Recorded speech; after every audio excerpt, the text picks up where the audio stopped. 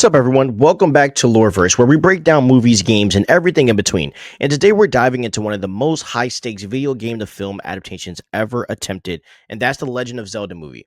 Nintendo and Sony Pictures are teaming up, Wes Ball is directing, and fans everywhere are wondering, will Hollywood get it right, or will this be another game adaptation disaster? Today we are talking about the core elements the Zelda movie must get right: the lore, the characters, the structure, the tone, the Triforce, the Hyrule, and what fans will expect the moment this first frame hits the screen. Now let's dig into this. Now, this topic is spawned because as of yet, well, technically yesterday, we saw the first pictures of, Zelda and Link, and there was actually kind of a leaked video that first started where everybody was going crazy. And I guess they were just like, YOLO, let's just release two pictures. And the pictures look crazy. So let's dig into what they need to get right with this movie. By the way, the pictures looks like they're doing something right. So first, let's talk about the tone. The first thing the Zelda movie needs to nail is the tone. Zelda isn't quippy modern comedy. It's mythic fantasy mixed with quiet emotion, ancient legends, and a sense of destiny. Zelda at its best feels like Tolkien, feels like classic fairy tales, like Japanese myth, and even a little Studio Ghibli energy. And this world is magical, but also melancholic, right? It's very mystical, but grounded in heart and humanity. And if the movie tries to be too goofy, too meta, it collapses instantly. And what it needs is that Breath of the Wild, Ocarina of Time, and Twilight Princess feeling. So a world full of ancient ruins, powerful gods, and a legendary hero who rises when fate calls. Now, Link is now one of the biggest questions is, how do you portray Link?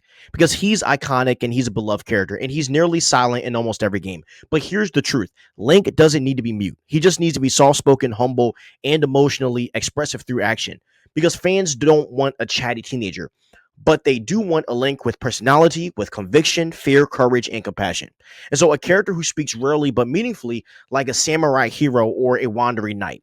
And the movie must show this: his loyalty, his courage, his fear of failing, his connection to Zelda, and his willingness to risk everything for the people of Hyrule. And Link is not a blank slate. And he is a spirit reborn across ages. And he's connected to the Triforce of courage. And that lore has to shine through.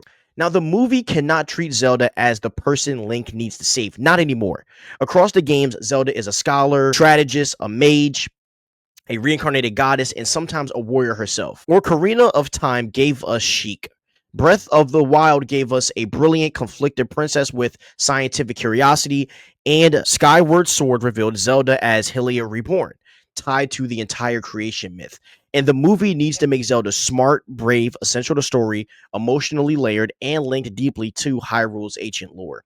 And this is her story just as much as Link's, and their bond, whether it's romantic or spiritual, it is the emotional backbone of this movie. And if the movie uses Ganondorf, and it absolutely should, he cannot be just another fantasy villain. Ganondorf is the reincarnation of Demise's hatred, the wielder of the Triforce of power, a king born into a dying desert nation, and he's a complex figure driven by ambition, revenge, and destiny. And the film needs to portray Ganon as regal, as intelligent, intimidating, tragic in his own way, and and above all, a mythic character, because he's not like a monster of the week. He's a cycle of evil, a cursed place upon Hyrule since the dawn of time. And the movie must lean into the eternal conflict between courage, which is Link, wisdom, which is Zelda, and power, which is Ganon.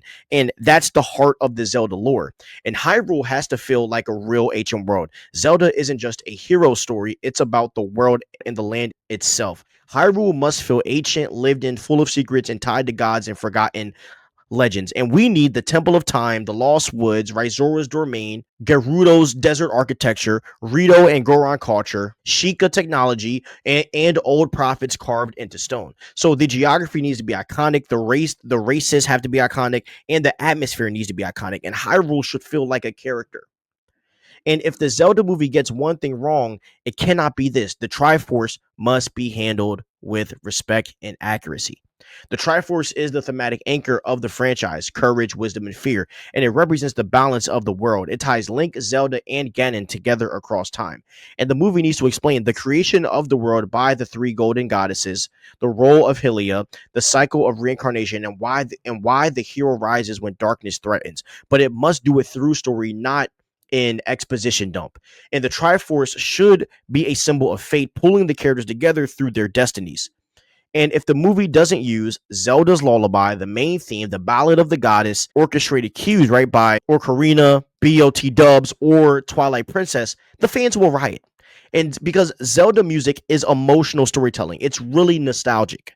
And it's destiny, and it's also adventure. And the score needs to be sweeping. If I was to create a formula of success for the Zelda movie, this is what I would say: mythic tone, a respectful take on Link, a strong essential Zelda, a terrifying legendary Ganon, a faithful use of the Triforce, a world that feels ancient and alive, and a score that makes fans tear up instantly. And if the Legend of Zelda movie captures the heart, myth, and magic of the games, it could become one of the greatest fantasy films of this generation. But if it tries to be another generic Hollywood blockbuster, it will fall apart. Because this franchise is sacred, the world is legendary, and the movie needs to honor that legacy. Thanks for watching. This is the Loreverse, and drop a comment, and I'll ask you guys this question: which Zelda game should inspire the movie the most?